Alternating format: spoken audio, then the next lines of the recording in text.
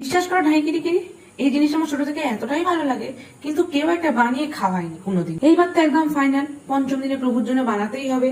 ব্যাস, ফোন নিলাম আর বসে বললাম ঢাইকিরিকিরি করে কিভাবে বানাতে হয় দেখতে। ব্যাস, এই ব্যাপার, এই করে জিনিসটাই হয়ে যাবে ঢাইকিরিকিরি। ছানাপোড়া বানাতে প্রথমে 500 ml দুধকে ফুটিয়ে নিয়ে ভালো করে লেবুর রস দিয়ে একটু ছানা বানিয়ে নাও দেখি ঢাইকিরিকিরি।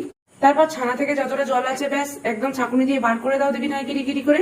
তারপর তাতে 2 চামচ চিনি, 10 গ্রাম সুজি দিয়ে ভালো করে মাখো দেখি 8 থেকে 10 মিনিট ঢাইকিরিকিরি। তারপর চাপা দিয়ে দাও সুজিকে 30 মিনিটের জন্য জিমে পাঠিয়ে সেট হতে। দেন তাতে 1 চামচ ঘি ও এলাচ গুঁড়ো দিয়ে দাও দেখি, ভালো করে মাখতে থাকো। যদি একটু ডোটা শক্ত মনে হয়, টেক্সচারটা গরম মনে হচ্ছে, আগে থেকে কাটানো যে ছানার জলখানা ছিল ওটাও দিয়ে দাও দেখি অল্প অল্প করে, দিয়ে ভালো করে মাখিয়ে টেক্সচারটা ঠিক ভিডিওটার মতো হয়ে গেলেই একটা বাটি নিয়ে নাও, তাতে ভালো করে ঘি মাখিয়ে ব্যাটারটা দিয়ে দাও দেখি ঢাইকিরিকিরি করে। এবার গ্যাসে লো ফ্লেমে 40 থেকে 45 মিনিট চাপা দিয়ে দম বন্ধ করে দাও দেখি ঢাইকিরিকিরি। ব্যাস, একটা টুথপিক ঢুকিয়ে দেখবে কোনো গায়ে লেগে যাচ্ছে কিনা। হয়ে গেলেই বাটি উল্টে দাও ঠান্ডা হলেই।